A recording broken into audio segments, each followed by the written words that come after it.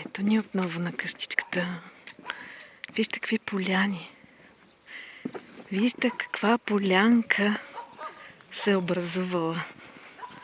Разкош и красота. Това овчарска турбичка ли е? Какво е? Вижте колко е красиво. Като страхотна горска полянка. Има и малко роса. Да съм искала да бъде толкова красиво, нямаше да стане. Ама тревата буквално превзема двора. Просто от всякъде е превзела двора. Вижте. Красота. Разкош.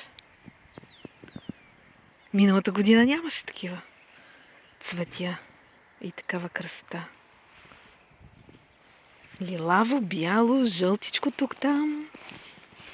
Ето го.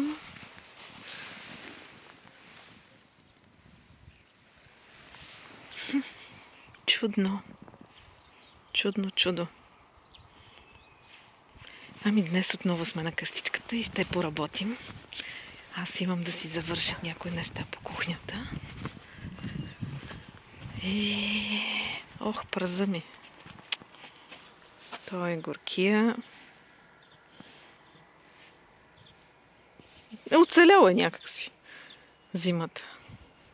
Единствен зеленчук оставен. Ето я масата. Бояди са на втори път, разтворена. Беше голяма драма. Много трудно я отворихме нещо. Ма е такава голяма. И голяма и малка. Много приятен капучино цвят. Ето го бюфетчето. Така вече ми харесва. Завършено с витринката и с дръжчиците. И тук боядисах една такава поставчица за сервиране. Тя беше една тъмно кафява. Имам и цветя. От мама. Нарцисизиум бюли. Разкош.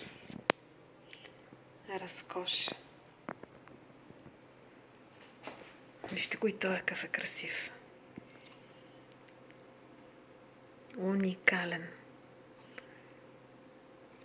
Шедьоври. Малки шедьоври.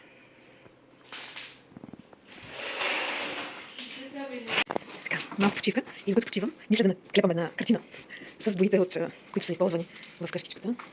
И смятам да има едно жълто петно. И това ще бъде абстрактно изкуство.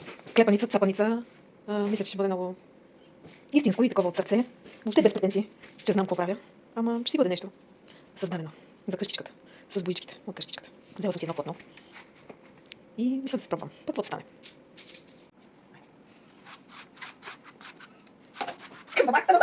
И без ябълка.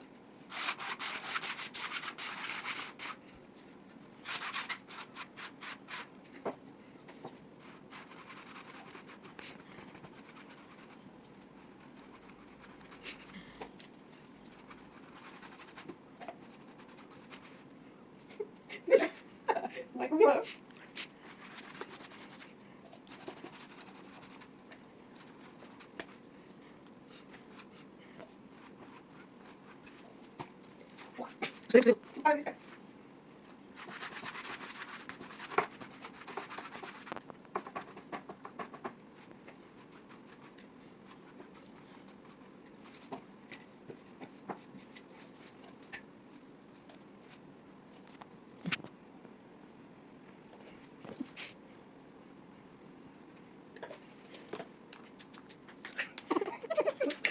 Това е най-новата техника.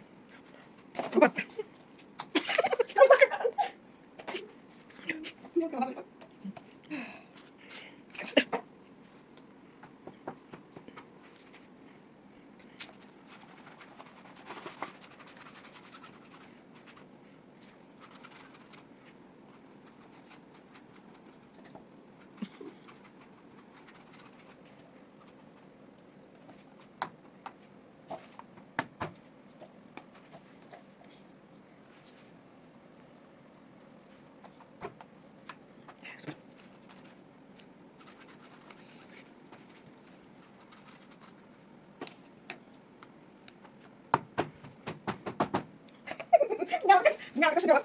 Достатъчно налеко. Малко хиляди. Да, който е за рибинка, че? Та-да! Не се вижда хубаво. Много се гледам прозорца. Еми, ето го. Шедьовъра ми. Пикасо. Просто... Това е емоционалното ми състояние в момента. Е, така се чувствам. Ако може да разберете как се чувствам, е, така е. Я да видим сега реакцията на тати, като дойде и види произведението на изкуството. Просто... Ако искат. Харесва си ми.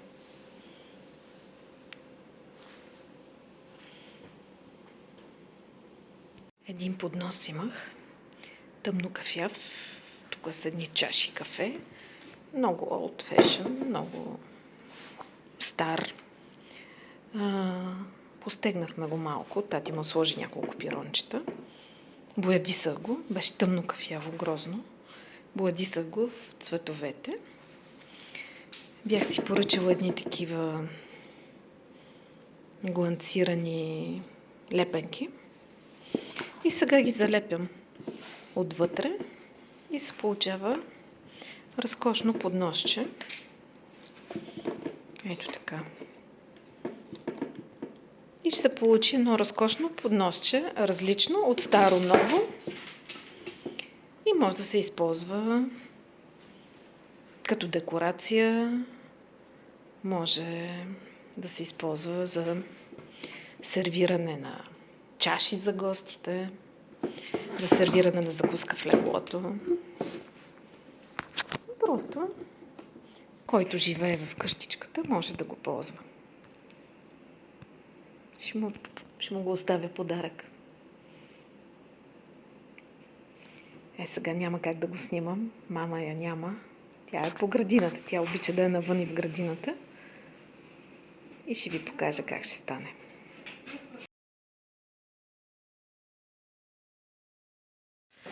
Кухнята започва да придобива вече завършен вид. Стоя масичката с 4 столчета. Разбира се, има ваза и цветя. Не е ваза, ами някаква пластмасова чашка. Бюфетчето. Кухнята. Произведението на изкуството. Абстрактната ми цапаница. Ето. Супер. Някакви перденца. Трябва да измисля за прозореца. Може би такива къси. Половинки. И ще стане. Кухненския кът става много завършен. Имам и килим, разбира се, ама той най-накрая. Още не е за килим.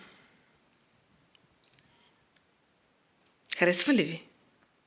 Пишете дали ви харесва кухненския кът.